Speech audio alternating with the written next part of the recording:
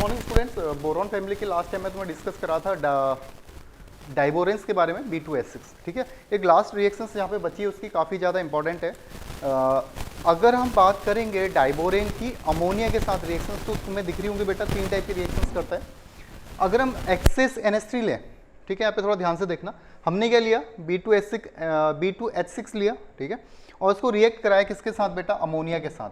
अब यहाँ पे ध्यान देने वाली बात क्या है, ये जो अमोनिया है एक्सेस है पहले में, हमने सेकंड में भी क्या करा, डाइबोरेन की रिएक्शन करवाई NH3 के साथ, और दोनों ही जगह जो NH3 है बेटा वो एक्सेस में है। बट अगर तुम ध्यान से देखोगे तो पहले में क्या है, जो टेम्परेचर है वो लो टेम्परेचर है, और सेकंड पे आके ये टेम्परेचर क्या लिया है हमने, हाई टेम्परेचर लिया है। तो जब फर्स्ट में तुम देखोगे डाइबोरेन जब अमोनिया के साथ रिएक्ट करता है एक्सेस अमोनिया के साथ, कब, लो टेम्परेचर पे, तो यहाँ पे एक आयनिक कंपाउंड बनता है B2H6.NH3 टाइप का। ठीक है, पहली चीज, बिल्कुल कॉम्प्लेक्स नहीं, सिंपल टाइप से समझ लेना इसको। सेकंड चीज हम कह रहे हैं कि डाइबोरेन लिया अमोनिया के साथ, एक्सेस अमोनिया लिया यहाँ पे भी, बट टेम्परेचर हमने यहाँ पे क्या कर दिया बेटा, हाई कर दिया, तो यहाँ पे क्या मिलेगा हमें, BNX, और BNX को हम क्या बोलते हैं, इनऑर्गेनिक ग्रेफाइट इसको बोला जाता है। ये क्या मिल गया तुम्हें, इनऑर्गेनिक ग्रेफाइट। थर्ड केस में B2H6 लिया, अमोनिया लिया। अब देखो यहाँ पे जो अमोनिया है इसका हमने क्या ले लिया, रेशियो लिया है NH3 और B2H6 को। जब हम रेशियो लेंगे 2:1, ठीक है, 2:1 में जब लेंगे तो हमें मिलेगा यहाँ पे इनऑर्गेनिक बेंजीन। क्या मिलेगा, इनऑर्गेनिक बेंजीन मिलेगा, B3N3H6। तो ये जो रिएक्शंस थी बेटा, ये थी डाइबोरेन की लास्ट रिएक्शन है। यहाँ पे तुम्हारा डाइबोरेन कंप्लीट होता है, नोट कर लो, जिसका दूसरा नाम क्या है, बोराजीन भी है। ठीक है, ये स्पेलिंग एक बार देख लेना, बोरा ZINE, बोराजीन। ठीक है, तो समझ आ गया। अगर हम लो टेम्परेचर पे लेंगे तो हमें क्या मिलेगा, एक आयनिक कंपाउंड मिल रहा है। हाई टेम्परेचर पे लेंगे तो ग्रेफाइट मिल रहा है, इनऑर्गेनिक ग्रेफाइट BNX। ठीक है, और अगर हम रेशियो ले रहे हैं 2:1, तो हमें क्या मिल रहा है बेटा, यहाँ पे इनऑर्गेनिक बेंजीन देखने को मिलने वाली है। उसके बाद ये कॉमन टॉपिक है बेटा, केमिकल बॉन्डिंग में भी पूछा गया, मेटलर्जी के अंदर भी आएगा, और कोऑर्डिनेशन कंपाउंड में भी पूछा जाएगा। ठीक है, एलम। तो एलम होता क्या बेटा, एलम का जो जनरल फॉर्मूला है वो है क्या, M2SO4 डॉट M डैश, ये डैश है बेटा, क्या बोल रहा हूं मैं, M2SO4 dot M dash 2SO4 dot 24H2, M2SO4 M dash 2SO4 dot 24H2, ये तुम्हारा रहता है बेटा होल थ्राइस। एक फॉर्मूला ये है। दूसरा फॉर्मूला इसको अगर हम शॉर्ट में देखेंगे, MSO4 dot M dash thrice SO4 dot XH2O, तो ये दोनों ही जर्नल फॉर्मूला है किसके बेटा, एलम के। अब जर्नल फॉर्मूला कैसे, मैं तुम्हें एक चीज़ बिल्कुल ध्यान से बताता हूँ। इसमें जो हमने M लिया है फर्स्ट वाला, ये M होता है बेटा क्या, ये जो फर्स्ट वाला M लिया है ये होता है मोनोवेलेंट आयन, मोनोवेलेंट आयन। ठीक है, ये मोनोवेलेंट आयन है। और जो सेकंड लिया है M डैश, ये जो लिया है ये होता है बेटा ट्राईवेलेंट, ट्राईवेलेंट आयन। ठीक है, तो M2SO4 मतलब M क्या है यहाँ पे, मोनोवेलेंट है, और M2 जो डैश है M डैश, ये क्या बेटा, ट्राईवेलेंट आयन है। अभी कौन कौन से मोनोवेलेंट होंगे, कौन से ट्राईवेलेंट होंगे जिसके थ्रू हम कोई एलम फॉर्म कर रहे हैं, देखो। तो हमारे पास एक शॉर्ट ट्रिक है, मोनोवेलेंट कौन कौन से होंगे बेटा, मोनोवेलेंट होंगे ये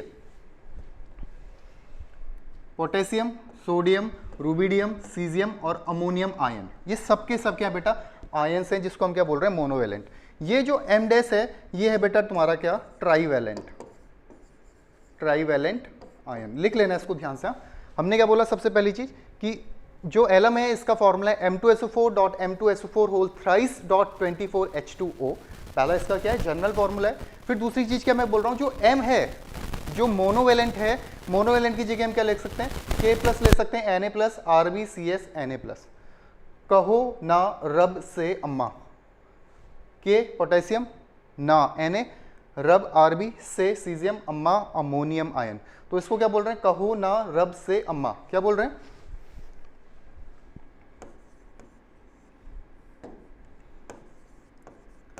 कहो ना रब से अम्मा, कहो ना रब से अम्मा। मतलब जो मोनोवेलेंट है इसकी जगह हम इनमें से कोई भी आयन यूज कर सकते हैं, कोई भी आयन से रख सकते हैं यहाँ पे। ठीक है, ट्राईवेलेंट की जगह क्या है, फील Fe और Al को मिला के बना रखा फील कर मन को, फील कर मन को, ठीक है। तो ये मोनोवेलेंट है, ये ट्राईवेलेंट है, इनको कंबाइन करके हम क्या बनाते हैं बेटा, एलएम फॉर्म करते हैं। क्या फॉर्म करते हैं, एलएम फॉर्म करते हैं। यहां पे देखो, सबसे पहले एक मोनोवेलेंट उठा लो, ठीक है।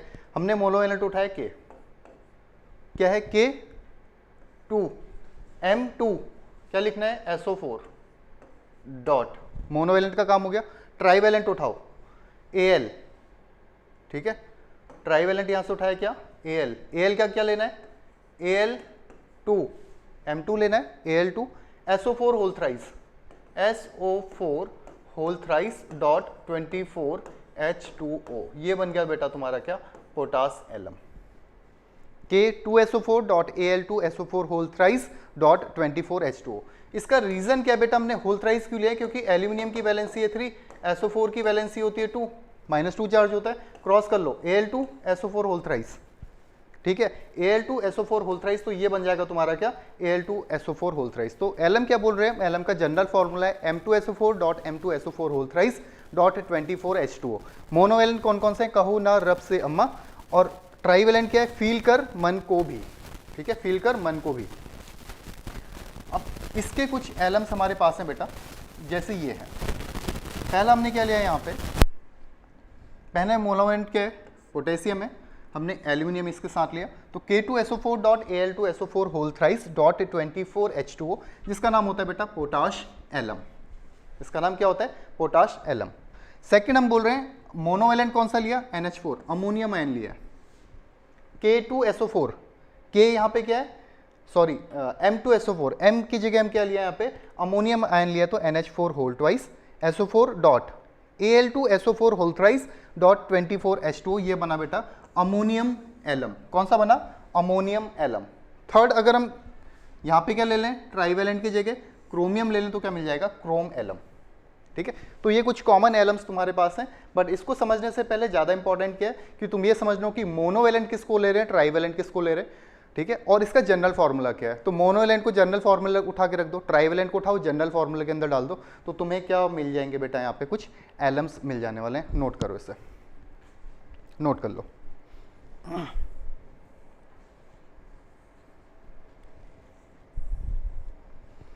हो गया, तो ये कंप्लीट होती है बेटा तुम्हारी बोरॉन फैमिली, ठीक है। आज जो हम स्टार्ट करने वाले हैं वो है कार्बन फैमिली। आज जो स्टार्ट करेंगे बेटा वो फैमिली है तुम्हारी कार्बन फैमिली, ठीक है। कार्बन फैमिली की अगर मैं बेसिक सी बात बताऊं तुम्हें, सभी बच्चों को पता है कार्बन फैमिली के जो मेंबर हैं, कार्तिक, शिव, गणेश, संग, पार्वती। कार्तिक, शिव, गणेश, संग, पार्वती। जनरल इलेक्ट्रॉनिक कॉन्फ़िगरेशन क्या होता है बेटा इसका, जनरल इलेक्ट्रॉनिक कॉन्फ़िगरेशन है इसका NS2 NP2। General electronic configuration क्या है, NS2 NP2, किसका, इस कार्बन फैमिली का। समझ आई बात क्या बोल रहा हूं मैं, जनरल इलेक्ट्रॉनिक कॉन्फ़िगरेशन लिखना है इसका, general electronic configuration NS2 NP2। अब हमने बोरॉन फैमिली पढ़ रही है, मैं तुम्हें नाइट्रोजन की काफ़ी चीज़ें बता दी हैं, तो अब यहाँ पे तुम्हें एक चीज़ एकदम क्लियरली कनेक्ट होगा, ये इसके वैलेंस शेल के इलेक्ट्रॉन्स की बात कर रहे हैं बेटा। अब n मतलब क्या होता है, नंबर ऑफ शेल, तो क्या हो जाएगा 2s2 2p2, next 3s2 3p2, 4s2 4p2, यहाँ पे आ जाएगा 5s2 5p2, और नेक्स्ट क्या है बेटा 6s2 6p2। कोई कष्ट किसी बच्चे को, सिंपल सी चीज़ें जो हमने ऑलरेडी पढ़ चुके हैं उसको मैं सेम रिवाइज करा रहा हूँ। 11th क्लास में जब आए थे, बिल्कुल छोटे बच्चे थे, तब से स्टार्ट कर रहे हो चीज़ें, ठीक है। और इसके ठीक आगे तुमने क्या यूज़ करना है बेटा, कौन सी नोबल गैस, अगर जैसे कार्बन सेकंड पीरियड का एलिमेंट हो तो इसके ठीक ऊपर क्या लिख दोगे, ठीक ऊपर जो नोबल गैस आती है फर्स्ट पीरियड की नोबल गैस लिख दो, हीलियम 2s2 2p2। क्लियर है इतनी बात, ठीक है।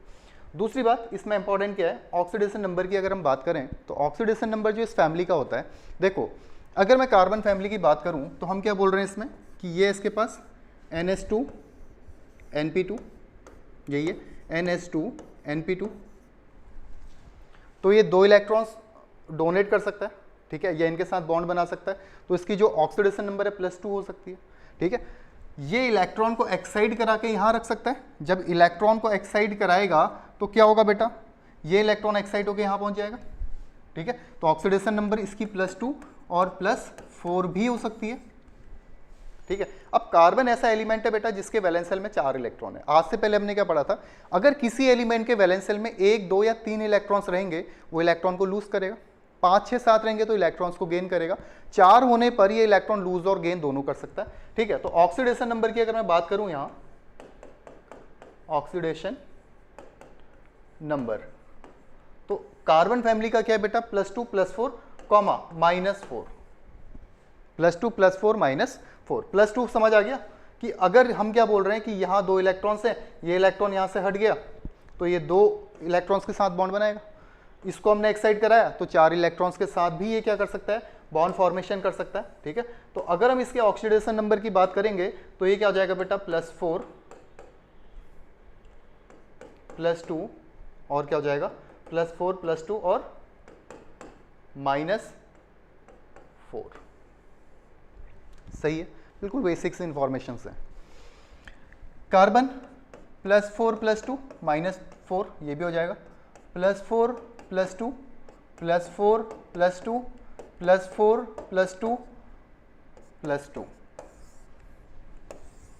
लेड +2 में एग्जिस्ट करेगा, +4 में एग्जिस्ट करता है बट हाईली अनस्टेबल होता है, तो कहाँ पे एग्जिस्ट करेगा, +2 में ये एग्जिस्ट करने वाला है। ठीक है, ऑक्सीडेशन नंबर की हम बात कर रहे हैं यहाँ पे, इलेक्ट्रॉन्स को एक्साइड कराएगा। Pb +2 में एग्जिस्ट कर रहा है, +4 में हाईली अनस्टेबल क्यों है बेटा, क्यों, क्योंकि यहाँ पे कौन सा इफेक्ट यूज हो रहा है, इनर्ट पेयर इफेक्ट। कौन सा, इनर्ट पेयर इफेक्ट, ऑलरेडी बहुत बार डिस्कस कर चुके हैं। इनर्ट पेयर इफेक्ट यहाँ पे यूज होगा, तो हाईली स्टेबल कहाँ पे रहेगा, +2 ऑक्सीडेशन स्टेट पे। मतलब अगर मैं यहाँ पे क्वेश्चन तुमसे पूछ लेता हूँ, ये बेसिक इन्फॉर्मेशन नोट भी करनी है बेटा, पहला ये लिख लेना, जनरल इलेक्ट्रॉनिक कॉन्फ़िगरेशन लिखना, थर्ड हेडिंग डालना ऑक्सीडेशन नंबर। ठीक है, अगर मैं यहाँ पे तुमसे एक क्वेश्चन पूछता हूँ कि अगर मैं लूँ +2 और Pb को ले लूँ +4, तो इनमें कौन ज़्यादा स्टेबल है, तो तुम्हें पता है Pb बॉटम का एलिमेंट है। ठीक है, बॉटम में क्या रहता है, हायर लोअर ऑक्सीडेशन स्टेट ज़्यादा स्टेबल होती है। ठीक है, सेम चीज़ मैं क्या बोल रहा हूँ कि कार्बन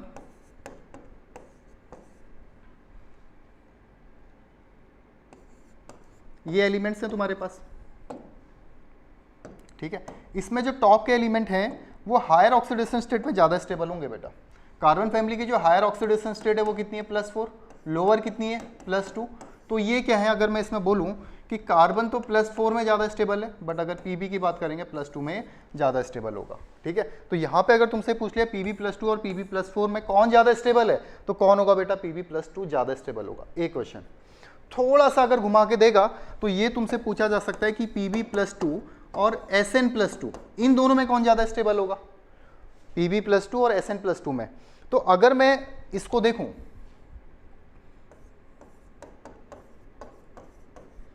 ये एलिमेंट्स लिए मैंने, सभी की जो ऑक्सीडेशन नंबर है यहाँ पे ले ली बेटा +4। ठीक है, तो higher oxidation state higher elements की ज़्यादा स्टेबल है, तो टॉप टू बॉटम स्टेबिलिटी क्या होगी बेटा, डिक्रीज होने वाली है। हायर ऑक्सीडेशन स्टेट पे टॉप टू बॉटम स्टेबिलिटी क्या होगी, डिक्रीज होगी। ठीक है, बट अगर यही मैं क्या कर लूँ, लोअर ऑक्सीडेशन स्टेट ले लूँ, कौन सी, +2 ले लूँ, अगर यही मैं क्या कर लूँ बेटा, लोअर ऑक्सीडेशन +2 ले लूँ, तो क्या हो जाएगा, इसमें लोअर एलिमेंट्स ज़्यादा स्टेबल होगा। मैं क्या बोल रहा हूँ, +2 में ज़्यादा स्टेबल कौन होगा, Pb ज़्यादा स्टेबल होगा। तो +2 में ज़्यादा स्टेबल कौन होगा, Sn या Pb, Sn या Pb, Sn या Pb, तो कौन ज़्यादा स्टेबल होगा, Pb। तो इस तरीके के छोटे मोटे क्वेश्चंस यहाँ से बनते हैं ऑक्सीडेशन नंबर को लेकर। ठीक है, तो इलेक्ट्रॉनिक कॉन्फ़िगरेशन हो गया हमारा NH2 NP2, ऑक्सीडेशन नंबर हो गया है। ऑक्सीडेशन नंबर क्या रहेगा, +2 और +4, -4 भी रहता है, पर जो जनरल ऑक्सीडेशन नंबर है वो +4 और +2 रहेगा। ठीक है, कहाँ पे स्टेबिलिटी होगी वो भी मैंने तुम्हें ये चीज़ बता दी है, नोट करना है इसको, अपनी लैंग्वेज में लिख लेना। 3 टॉपिक हो गए, इलेक्ट्रॉनिक कॉन्फ़िगरेशन हो गया। ठीक है,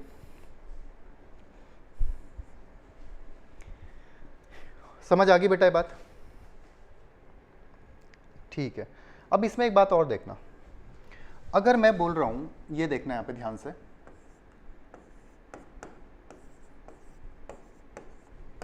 ये एलिमेंट्स है। ठीक है, एक टर्म आता है बेटा कोवैलेंसी का, कोवैलेंसी। या कितने बॉन्ड ये बना सक रहा है, मैक्सिमम नंबर ऑफ बॉन्ड्स की अगर मैं बात करूं तो जो कार्बन है ये कौन से पीरियड का एलिमेंट है बेटा, सेकंड पीरियड का एलिमेंट है। सेकंड पीरियड का एलिमेंट होगा, इसका मतलब इसके पास क्या वैकेंट होगा, एस और पी वैकेंट होगा। एस और पी वैकेंट होगा तो हमने बोला ये एस है और ये पी है, मैक्सिमम कितने ऑर्बिटल है, 3। अगर नंबर ऑफ अनपेयर्ड इलेक्ट्रॉन्स इसमें प्रेजेंट भी रहेंगे तो कितने रहेंगे, 4 अनपेयर्ड हो सकते हैं। समझ पा रहे हो मैं क्या बोल रहा हूँ कि अगर इस फैमिली की मैं कोवेलेंसी की बात करूं, मैक्सिमम कोवेलेंसी की बात करूं, तो कार्बन जो है सेकंड पीरियड का एलिमेंट है और इसके पास प्रेजेंट रहते हैं बेटा एस और पी ऑर्बिटल। ठीक है, इसके पास नंबर ऑफ अनपेयर्ड इलेक्ट्रॉन अगर मैक्सिमम में पूछूं तो 4 अनपेयर्ड होंगे, तो इसकी मैक्सिमम कोवेलेंसी कितनी होगी बेटा, 4 होगी। मैक्सिमम कोवेलेंसी कितनी है, 4। बचे हुए जितने भी हैं इसकी कोवेलेंसी 4 से ज्यादा होगी। 4 तो हो सकती है, 4 से ज्यादा भी हो सकती है। क्यों, क्योंकि इनके पास क्या रहते हैं बेटा, यहां इनके पास क्या रहते हैं बेटा, वैकेंट डी ऑर्बिटल। इनके पास क्या रहते हैं, वैकेंट डी ऑर्बिटल रहता है। इनके पास क्या रहते हैं, वैकेंट डी ऑर्बिटल रहते हैं। कैसे रहते हैं, अगर मैं एसआई की बात करूं तो इसके पास क्या रहता है, एस पी एंड डी। इसके पास क्या रहता है, s p and d. Second period के एलिमेंट में s and p, third period में एस पी डी, बचे हुए जितने भी एसपीडी में एग्जिस्ट कर सकते हैं, एसपीडी एफ भी आ जाता है बेटा आगे। ठीक है, तो हम क्या बोल रहे हैं, जो सेकंड पीरियड के मेंबर हैं, जो सेकंड पीरियड के एलिमेंट है, पूरे पीरियड में इनकी मैक्सिमम कोवेलेंसी 4 होगी। मैक्सिमम कोवेलेंसी कितनी होगी, 4। लिख लेना नोट डाल के। सेकंड पीरियड के जितने भी एलिमेंट्स हैं इनकी मैक्सिमम कोवेलेंसी कितनी होने वाली है बेटा, 4। ठीक है, थर्ड, फोर्थ, फिफ्थ, सिक्स इनकी कोवेलेंसी 4 से ज़्यादा एग्जिस्ट करती है। जैसे अगर मैं तुम्हें एक बताऊँ, एसआई का एक कंपाउंड बताता हूँ, इसको पहले नोट कर लो। ठीक है, इसको नोट कर लो, कोवेलेंसी लिख लेना और नोट कर लो।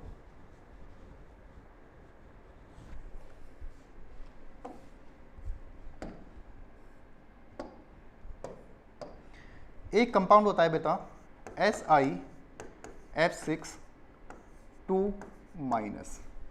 SiF6 2-, ये वैकेंट ऑर्बिटल वाला ही हटा देता हूं मैं। ये बात सभी को पता है कि वैकेंट ऑर्बिटल होता है, इसीलिए क्या बेटा मैक्सिमम बॉन्ड बना सकता है। ठीक है, SiF6 2-, तो Si कितने F के साथ अटैच्ड है बेटा, 6 F के साथ अटैच्ड है। इसका मतलब इसकी जो कोवेलेंसी यहाँ पे है वो कोवेलेंसी कितनी है, कितने बॉन्ड बना रहा है, 6 बॉन्ड बना रहा है। तो कोवेलेंसी कितनी होगी बेटा, अगर इस कंपाउंड की बात मैं पूछूं तो इसकी जो कोवेलेंसी होगी कितनी होगी, 6 होगी। समझ पाए, समझ आया क्या बोला मैंने कि Si की यहाँ पे कोवेलेंसी कितनी होगी, 6 होने वाली है। ठीक है, देखो क्या बोल रहा हूँ, SiF6 2-, कोवेलेंसी 6 है। हम इसको ऐसे नहीं लिख सकते बेटा, CF6 2-। क्यों नहीं लिख सकते, क्योंकि कार्बन 6 बॉन्ड बना ही नहीं पाएगा।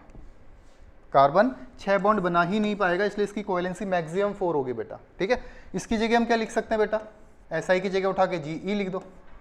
ठीक है, तो क्या हो जाएगा, GeF6 2-, ये भी हो सकता है।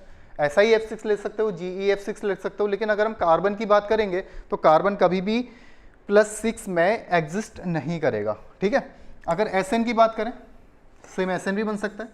SnF6 को जगह OH ले लेते हैं, OH-। ठीक है, 6 2-। ठीक है, तो कोवेलेंसी मतलब समझ आ रही है बातें क्या बोल रहा हूँ, कोवेलेंसी मतलब कि कितने बॉन्ड बना सकता है। तो कार्बन जो मैक्सिमम बॉन्ड बनाएगा वो बॉन्ड बनाएगा 4। बचे हुए जितने भी नीचे के एलिमेंट्स हैं, बाकी पीरियड्स के जो एलिमेंट्स हैं, उनकी जो कोवेलेंसी रहेगी बेटा, उनकी जो कोवेलेंसी रहेगी वो क्या होगी, 4 से ज़्यादा हो सकती है, 4 के बराबर भी हो सकती है। बराबर तो हो ही सकती है, ज़्यादा भी हो सकती है। एग्जाम्पल SiF6 है, GeF6 है 2-, SnOH6 है 2-। ठीक है, तो ये सभी इसमें कोवेलेंसी कितनी है बेटा, 6 है। कार्बन एग्जिस्ट नहीं करेगा। ये बिल्कुल बचपन वाली बातें हमने ऑलरेडी डिस्कस कर चुके हैं। ठीक है, लिख लें इसमें, the maximum covalency of third, fourth, fifth, sixth group elements is greater and equal to 4, greater and equal to 4, greater and equal to 4। Clear है बात, ठीक है। अब आता है यहाँ से एक क्वेश्चन और, हमने पूछा कि Pb+4 है। ठीक है, Pb+4 है, ये किस में स्टेबल है बेटा, Pb+2 में। Pb+4 है, किस में स्टेबल है, Pb+2 में। अगर Pb+4 है तो किस में जाना चाह रहा है, ये Pb+2 में जाना चाह रहा है। ठीक है, इसका मतलब क्या है, इसका जो +4 चार्ज है यहाँ से कहाँ चले गया, +2 में।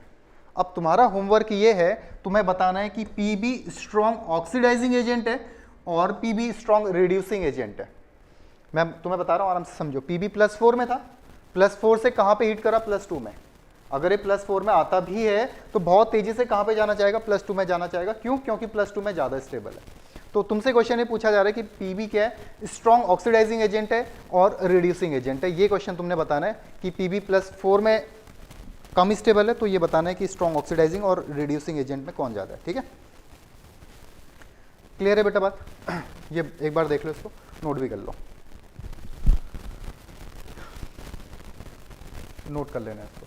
कोवेलेंसी टर्म समझ आ गया, कोवेलेंसी टर्म समझ आ गया। छोटे छोटे क्वेश्चन बनते हैं कार्बन फैमिली से, जो कोवेलेंसी के क्वेश्चन आएंगे सबसे ज़्यादा कार्बन से ही आएंगे। क्यों? क्योंकि कार्बन अकेला ऐसा एलिमेंट है जिसके वैलेंशियल में 4 एलिमेंट, मतलब ये ग्रुप जिसके वैलेंशियल में 4 इलेक्ट्रॉन, लूज भी कर सकते हैं, गेन भी कर सकते हैं। तो ऑक्सीडेशन नंबर से काफ़ी क्वेश्चन पूछे जाते हैं यहाँ पे। पहले तो तुमसे बिल्कुल बेसिक पूछ लिया जाएगा कि इसका ऑक्सीडेशन नंबर यहाँ से बताइए, तो हमें पता है कि ऑक्सीडेशन नंबर +2 +4 -4 है, एक बात।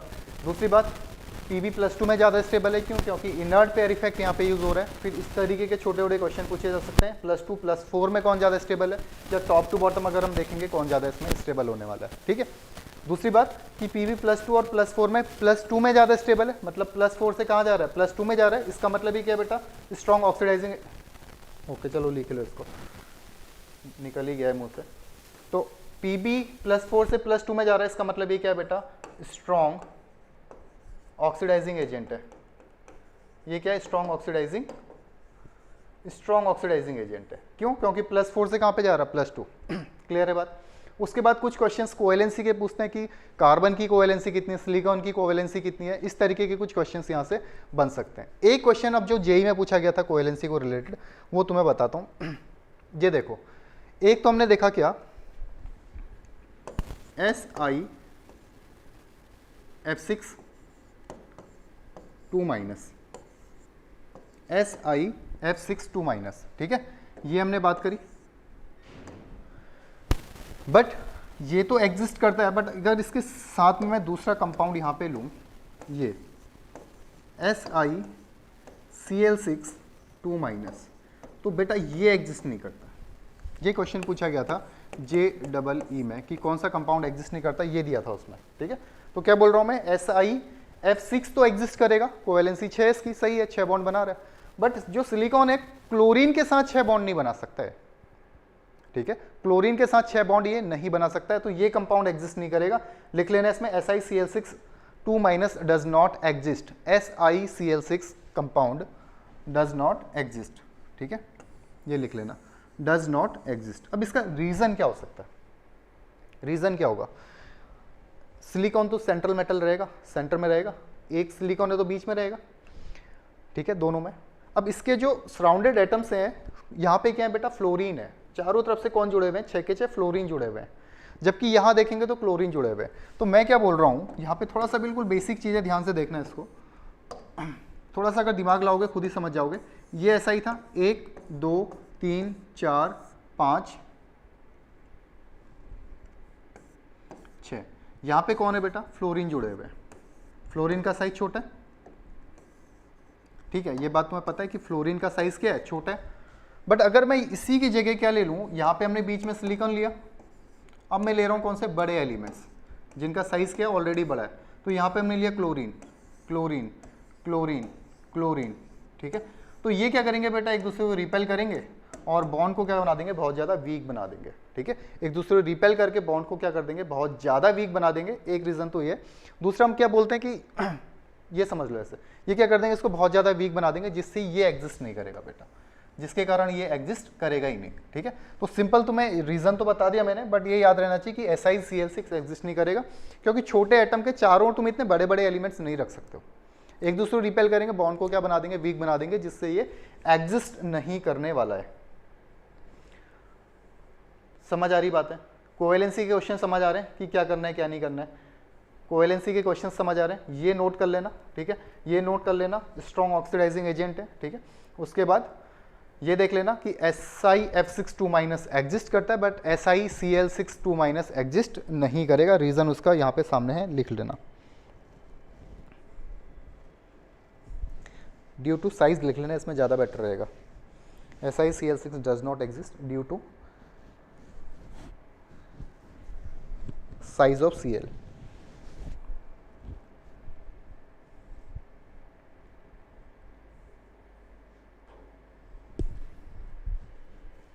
हो गया बेटा, नोट कर लिया, ठीक है। अब उसके बाद देखना नेक्स्ट,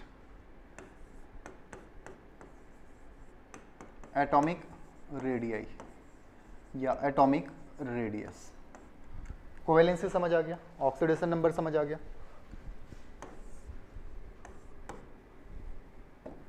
ऑक्सीडेशन नंबर +4 +2 -4, इसकी ज़्यादा जरूरत नहीं पड़ेगी। हायर ऑक्सीडेशन स्टेट ज़्यादा ऊपर वाले एलिमेंट्स की स्टेबल रहेगी, लोअर बॉटम वाले की। Pb +4 में एग्जिस्ट जनरली नहीं करता है, या अगर करेगा भी तो बहुत कम स्टेबल होगा, ठीक है। और अगर हम बात करें कोवेलेंसी की, तो कोवेलेंसी जो सेकंड पीरियड के एलिमेंट है इसकी क्या होगी बेटा 4, बाकी सभी की क्या होगी कोवेलेंसी ज़्यादा होगी 4 से या बराबर होने वाली है, ठीक है। क्वेश्चन SiCl6 एग्जिस्ट नहीं करता है, वो तुम देख लेना। एटॉमिक रेडियस एक बार ट्राई करो, एटॉमिक रेडियस की अगर मैं बात करूं तो एटॉमिक रेडियस कैसे करोगे तुम बेटा?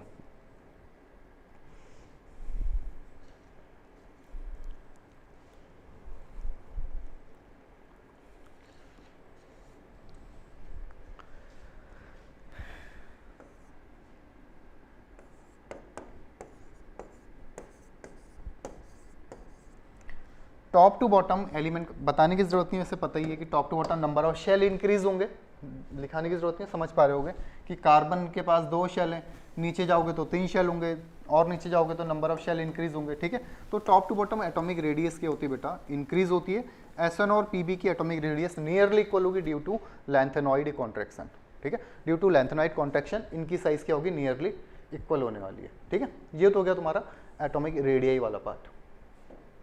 अब अगर मैं बात करूं यहीं आयनाइजेशन एनर्जी, ठीक है, तो जिस एलिमेंट का साइज बड़ा होती है उसकी IP कम होती है। जिस भी एलिमेंट का साइज बड़ा होगा उससे इलेक्ट्रॉन्स निकालने के आसान है, ठीक है। तो मैं क्या बोल रहा हूं, अगर आयनाइजेशन एनर्जी का मैं ट्रेंड यहां पे लिखूं,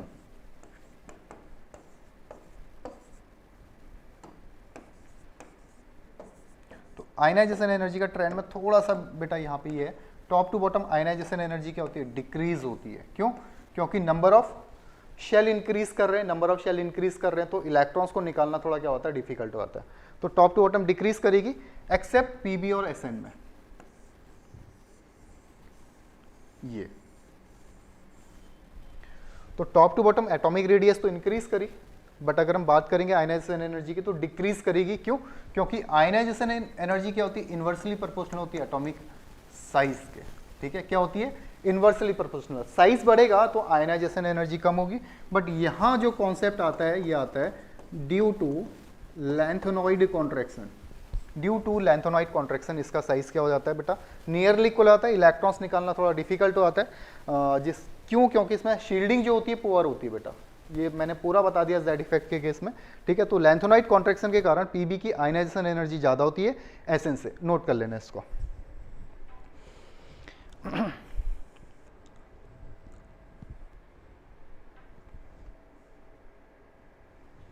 हो गया, समझ आ गया बेटा बात? क्लियर है बात है?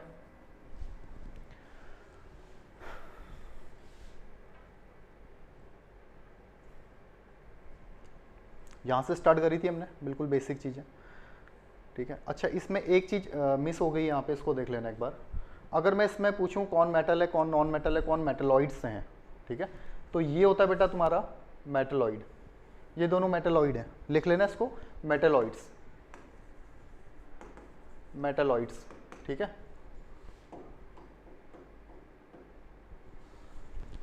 सिलिकॉन और जर्मेनियम होते क्या है बेटा?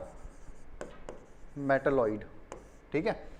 इसके नीचे वाले जो होंगे, मेटलॉइड से नीचे जो होते हैं बेटा, ये होते हैं मेटल, और इससे जो ऊपर होते हैं बेटा इसको अपन बोलते हैं नॉन मेटल, ठीक है। मेटल, नॉन मेटल और मेटलॉइड, मेटल, नॉन मेटल और मेटलॉइड, ये कहानी समझ आती है, ठीक है।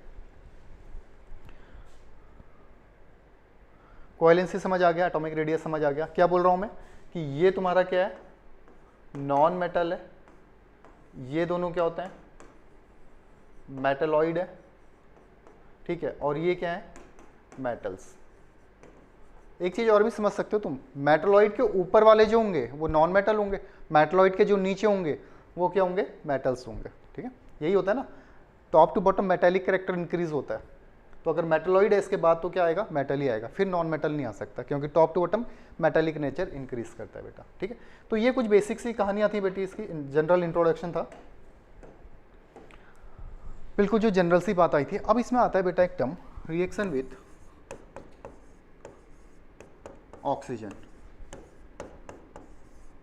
अगर ऑक्सीजन के साथ रिएक्ट करेंगे, कौन, रिएक्शन विथ ऑक्सीजन, कौन कर रहे हैं बेटा,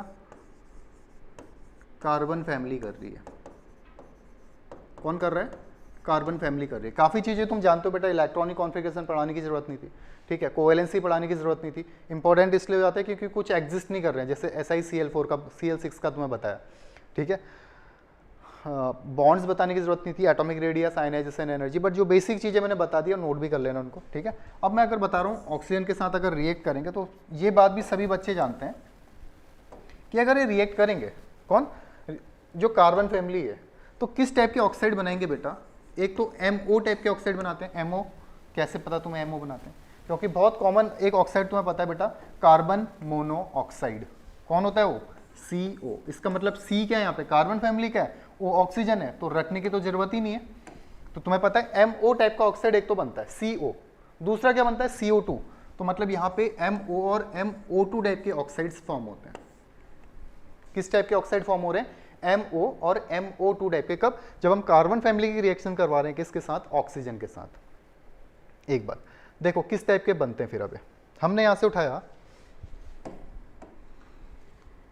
कार्तिक, शिव, गणेश, संग, पार्वती, हमने बनाए इसके मोनो ऑक्साइड। किस टाइप के ऑक्साइड बना रहे हैं, MO टाइप के, तो बना CO, SiO, GeO बेटा थोड़ा मरीज टाइप हो गया, थोड़ा बड़ा बना लो इसको, GeO, SNO, PbO, ये तो बन गए कार्बन मोनोऑक्साइड, MO टाइप के ऑक्साइड्स बन गए, ठीक है। अब अगर मैं बात करूं यहीं पे किस टाइप की, MO2 टाइप के ऑक्साइड्स की, MO2 टाइप के ऑक्साइड्स की, तो क्या क्या हो सकते हैं बेटा, यहाँ पे लिख लो इसको, MO और MO2 टाइप ऑक्साइड। MO2 बना लेते हैं अब, ठीक है, क्या बनेगा, CO2, SiO2। केमिकल बॉन्डिंग मैंने बहुत टाइम पूछा था बेटा, ऑफलाइन क्लास जब अपन पढ़ रहे थे, SiO2 का हाइब्रिडेशन पूछा था बहुत time. GeO2, SnO2, PbO2, oxidation number +4, इसका मतलब अनस्टेबल होगा, कहाँ पे जाके एग्जिस्ट करेगा, PbO में, ठीक है। यहाँ पे अनस्टेबल होगा तो कहाँ पे जाके स्टेबल एग्जिस्ट करेगा बेटा, PbO में। तो ये हो गए इसके कुछ क्या ऑक्साइड्स, नोट कर लो इसे, रिएक्शन विथ ऑक्सीजन, नोट कर लो बेटा।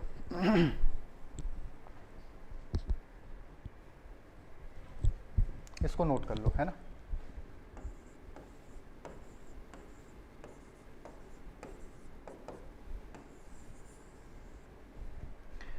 कर लिया नोट है। अब तुमसे क्वेश्चंस ये नहीं बनेगा कि ये किस टाइप का ऑक्साइड बनाता है, हमें पता है कार्बन मोनोऑक्साइड, कार्बन डाइऑक्साइड इस टाइप के बन रहे हैं, तो MO और MO2 तो बनेगा। क्वेश्चन बनता है इसमें कौन एसिडिक है और कौन बेसिक है, ठीक है, कौन एसिडिक है और कौन बेसिक है।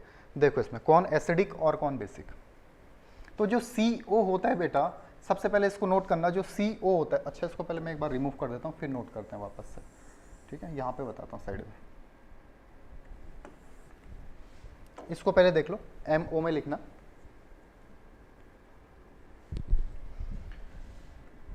जो CO होता है बेटा ये होता है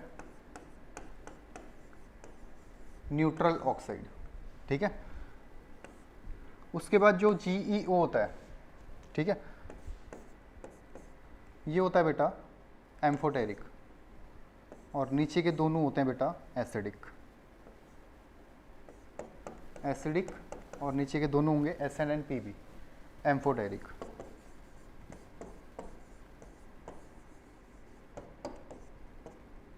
इसको नोट करो, क्या बोला मैंने, CO होगा न्यूट्रल ऑक्साइड, SiO2 तो पता ही नहीं बेटा अभी तक ये कौन सा ऑक्साइड है, एसिडिक है कि बेसिक है, नहीं पता अभी तक है, ठीक है। SiO एसिडिक है और बेसिक है, अभी तक इसकी इंफॉर्मेशन ही नहीं है। GeO होगा एसिडिक, बाद बाकी जो है SN और PB हैं ये होंगे एम्फोटेरिक। न्यूट्रल, एसिडिक और amphoteric, neutral, acidic and amphoteric. Clear है बात? दूसरा यहां देखना, हम बना लेते हैं CO2 SiO2 GeO2 SnO2 PbO2 exist, highly unstable रहेगा अगर एग्जिस्ट करेगा तो, ठीक है। तो ये दोनों होते हैं बेटा यहां पे एसिडिक, ठीक है, बाकी रहेंगे एम्फोटेरिक, नोट कर लो, ठीक है। बाकी क्या रहेंगे? एम्फोटेरिक रहेंगे।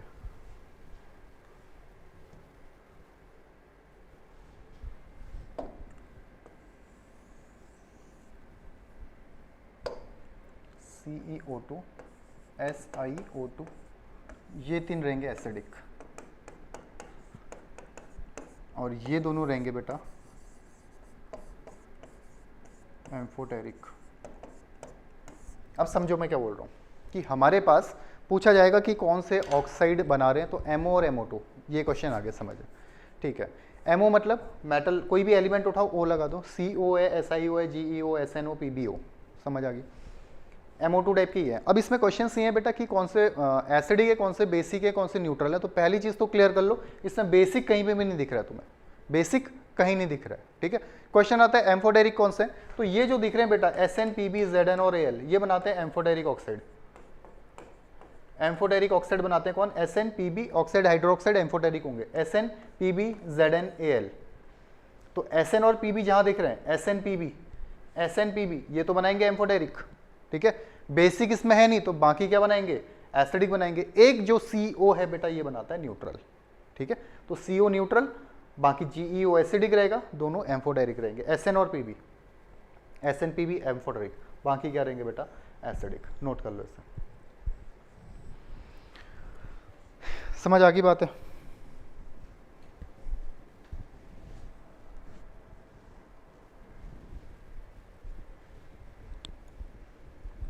हो गया बेटा, समझ आ गया? तो ये है बेटा ऑक्सीजन के साथ इनके रिएक्शन। अच्छा, आगे भी एक तुम्हें काम आ सकता है, एक चीज़ और लिख सकते हो तुम यहाँ पे, ये जो न्यूट्रल लिखा है हमने, इनऑर्गेनिक में ना CO न्यूट्रल होता है, NO न्यूट्रल होता है, NO2 न्यूट्रल होता है, ठीक है। CO, NO और N2O, CO, NO और N2O ये तीनों क्या होंगे?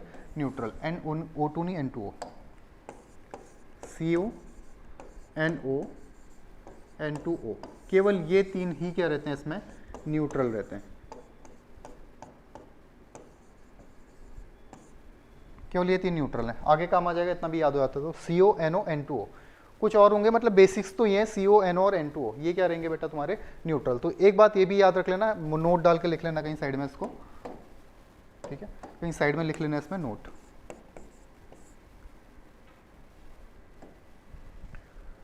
वो भी साइड का लिख लेना जो लिखा है एम्फोटेरिक, SN, PB, ZN और Al, वो पोर्शन भी लिख लेना बेटा, ठीक है।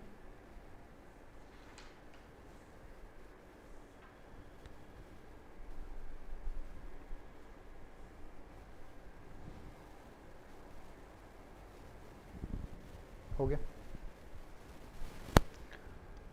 उसके बाद देखो, एक बेसिक सी इंफॉर्मेशन अगर तुमसे कभी किसी बड़े भाई बहन ने या छोटे भाई ने पूछ ली कि SiO हम क्यों नहीं बता सक रहे हैं कि एसिडिक है और बेसिक है, तो इसका रीज़न तुम बता सकते हो, ये वाटर में बेटा इनसॉल्युबल है, ठीक है।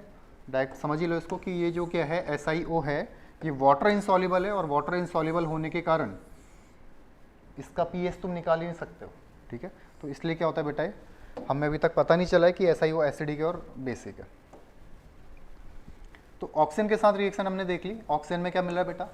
MO मिल रहा है, MO2 मिल रहा है। इसमें याद क्या रखना है कि CO होगा अपना न्यूट्रल, ठीक है। SN और PB अगर बनाएंगे, ये क्या बनाएंगे? एम्फोटेरिक। SiO ये याद रख लेना कि इसका हमें नेचर नहीं पता है। बचे हुए जितने भी हैं वो सब क्या होंगे? एसिडिक, वो सब के सब क्या होंगे? एसिडिक होंगे, ठीक है। MO, MO2, CO न्यूट्रल है, ठीक है। SN, PB क्या है? एम्फोटेरिक है, एम्फो है। वहाँ बचे हुए क्या है? सब के सब एसिडिक है, ठीक है। SiO का हमें नेचर ही नहीं पता अभी। तो ये हो गया बेटा तुम्हारा क्या, रिएक्शन विथ ऑक्सीजन। ऑक्साइड्स अगर बनेंगे तो किस टाइप के ऑक्साइड्स तुम्हारे पास बनने वाले हैं। अब अगर मैं बात करूं हैलोजन के साथ, हैलोजन के साथ अगर रिएक्ट कराते हैं, रिएक्शन विथ हैलोजन, ये थोड़ा तेजी से निकाल रहा हूँ बेटा क्योंकि ऑलरेडी तुम काफ़ी चीज़ें समझ चुके हो इसमें, ठीक है। तो हैलोजन किस टाइप के बनेंगे बेटा इसमें, हैलोजन बनते हैं इसमें MX2 और MX4, MX2 और MX4, इस टाइप के इसके हैलाइड्स बनेंगे। अगर ये एलिमेंट हैलोजन के साथ रिएक्ट करते हैं तो MX2 और MX4 टाइप के हैलाइड बनेंगे। फॉर एग्जांपल क्या हो सकता है बेटा, CCl4 PbCl2, ठीक है। तो दो टाइप के इसके हैलाइड बनते हैं, जैसे ऑक्साइड दो बन रहे थे MO और MO2, वैसे ही इसमें भी हैलाइड भी दो बनते हैं MX2 और MX4 टाइप के, ठीक है। देखो क्या बोला हमने, C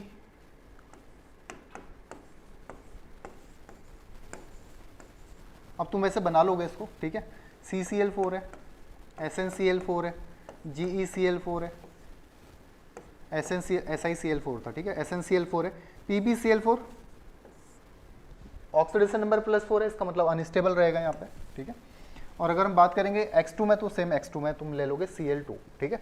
तो ये तुम्हारे किस टाइप के, MX4।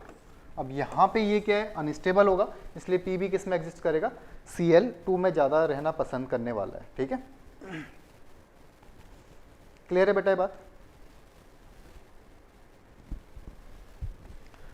अब देखो अगर हम बोलें कि Mx+4 है और Mx+2 है, ये तो समझ जाओगे ना कि यहाँ पे जो ऑक्साइड बनेंगे CCl2, SiCl2, GeCl2, SnCl2, PbCl2 ऐसे बनेंगे, ठीक है।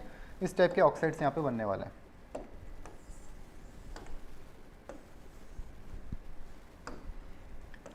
MX2, MX4, MX4 हो गया। अब देखो अगर मैं बोलूँ कि ये +4 में है, हायर ऑक्सीडेशन स्टेट में है, कौन, ये एलिमेंट्स यहाँ पे जो C है, जो Si है, जो Pb है, ये सब क्या है, +4 ऑक्सीडेशन स्टेट में, ठीक है। और Cl क्या है बेटा, -1 में, +4 और -1। ध्यान से समझना मैं क्या समझाने चाह रहा हूँ कि हैलोजन के साथ अगर रिएक्ट करेंगे तो X2 और X4 बनेंगे, सभी को पता है, ये सभी को पता है कि PbCl4 यहाँ पे स्टेबल नहीं रहेगा तो +Cl2 में चले जाएगा, ठीक है। इसमें कुछ भी नया नहीं है, ऑलरेडी हम पीछे नट पेयर इफेक्ट में देख चुके हैं, ठीक है। दूसरी बात मैं क्या बता रहा हूँ, अगर +4 और -1 की हम बात कर रहे हैं यहाँ पे, जैसे C है ये +4 में रहेगा, Cl -1 में रहेगा, ठीक है। तो टॉप टू बॉटम अगर देखोगे तुम, इनमें सभी में कार्तिक, शिव, गणेश, संग, पार्वती, इनमें तो +4 चार्ज है, ठीक है। साइज इनका इंक्रीज कर रहा है, इनका भी साइज इंक्रीज कर रहा है। तो ये जो +4 वाले होते हैं ना बेटा, नेगेटिव के इलेक्ट्रॉन्स को ज़्यादा अट्रैक्ट करते हैं। +4 वाले हमारे पास दो ऑक्सीडेशन नंबर यहाँ पे काम कर रहे हैं, MX4 और MX2। MX4 में क्या होगा बेटा, MX4 के कंडीशन में M में +4 चार्ज है, MX2 के कंडीशन में कौन सा चार्ज है, +2 चार्ज है, ठीक है। तो जब हम हायर ऑक्सीडेशन स्टेट की बात कर रहे हैं, जो +4 वाले हैं, ये क्या करेंगे, एनायन के इलेक्ट्रॉन्स को ज़्यादा अपनी ओर अट्रैक्ट करेंगे, और ज़्यादा अपनी ओर अट्रैक्ट करेंगे तो बेटा क्या होगा, कोवेलेंट कैरेक्टर इंक्रीज होगा। याद आ रहा है फजांस के अकॉर्डिंग क्या होता है, फजांस क्या बोल रहा था कि जब कैटायन एनायन के इलेक्ट्रॉन को अपनी ओर अट्रैक्ट करता है, पोलराइजिंग पावर अगर इंक्रीज होती है तो कोवेलेंट कैरेक्टर बढ़ता है। अगर ये कैटायन इस एनायन के इलेक्ट्रॉन्स क्लाउड को अपनी ओर अट्रैक्ट करेगा, जितना ज़्यादा अपनी ओर अट्रैक्ट करेगा, इसका कोवेलेंट कैरेक्टर क्या होगा बेटा, इंक्रीज होगा। ये कौन बता रहे थे भाई साहब, फजांस बता रहे थे, जिसको हमने क्या बोला था, फैजांस रूल बोला था, ठीक है। तो सेम अगर +4 की बात करेंगे तो +4 में क्या होगा बेटा, ये ज्यादा अट्रैक्ट करेगा। क्लियर है, समझ आ गई बात। तो इसलिए क्या होंगे बेटा, ये कोवेलेंट होंगे। कौन कोवेलेंट होंगे, +4 वाले। अगर हम CCl4 SiCl4 की बात करें तो ये क्या होंगे, मोस्ट MX4 आर कोवेलेंट। लिख लेना इसमें,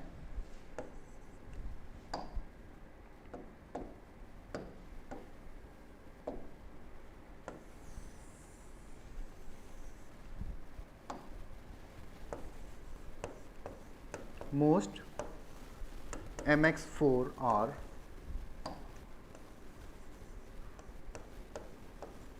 कोवेलेंट इन नेचर।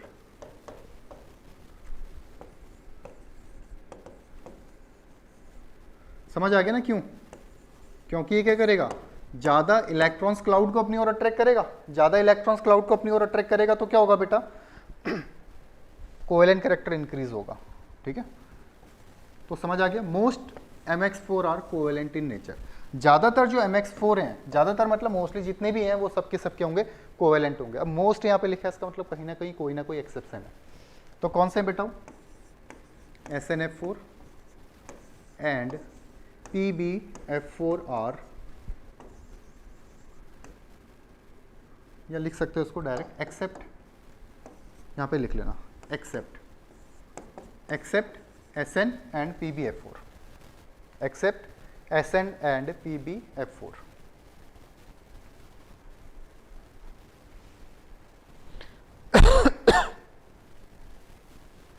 ठीक है, एक्सेप्ट Sn एंड PbF4। तो क्या बोल रहा हूं मैं, +4 में जो कंपाउंड्स होंगे, जो भी इसके हैलाइड होंगे, हैलाइड्स अगर +4 में हैं तो ये क्या होंगे बेटा, कोवेलेंट होंगे, एक्सेप्ट Sn एंड PbF4। ये क्या होता है बेटा, आयनिक नेचर के होते हैं, एक्सेप्ट Sn एंड PbF4। ठीक है, ये आयनिक नेचर के हैं। एक बात ये समझ आ गई हमें। ठीक है, दूसरी कहानी क्या होती है बेटा, PbI4, वेरी वेरी इंपॉर्टेंट करके लिखना है इसको, जितना ज़्यादा इंपॉर्टेंट लिख सकते हो। डज नॉट एग्जिस्ट, ये कंपाउंड एग्जिस्ट ही नहीं करता है। ठीक है, ये कंपाउंड एग्जिस्ट नहीं करेगा, PbI4 ये एग्जिस्ट नहीं करेगा। दो कंपाउंड देख लिए, SiCl6 एग्जिस्ट नहीं करता था, और हैलाइड्स की अगर बात करें PbI4 एग्जिस्ट नहीं करता है। तो मैं क्या कह रहा हूं तुम्हें कि अगर हम हैलाइड्स की बात करें तो हैलाइड हमारे पास दो टाइप के, X2 और X4। जो टेट्रा हैलाइड्स हैं +4 वाले, वो जनरली क्या होंगे बेटा, कोवेलेंट होंगे। मोस्ट ऑफ द जो टेट्रा हैलाइड्स है वो क्या है, कोवेलेंट है, या मोस्ट MX4 टाइप के हैलाइड कोवेलेंट है, एक्सेप्ट Sn एंड PbF4। ये दो के दो क्या आयनिक है। उसमें भी PbI4 की अगर मैं बात करूंगा, PbI4 एग्जिस्ट ही नहीं करता बेटा। ठीक है, इसका एक रीजन तो क्या, ये मोस्ट ऑक्सीडाइजिंग एजेंट है, और I क्या रहता है बेटा, I माइनस में रहता है, क्या रहेगा, रिड्यूसिंग एजेंट ये रहने वाला है। तो PbI4 यहाँ पे एग्जिस्ट नहीं करेगा। तो हैलाइड्स को नोट कर लेना, halides, reaction with halides.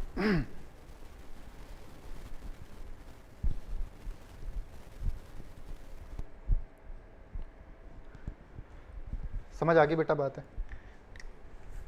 Clear है।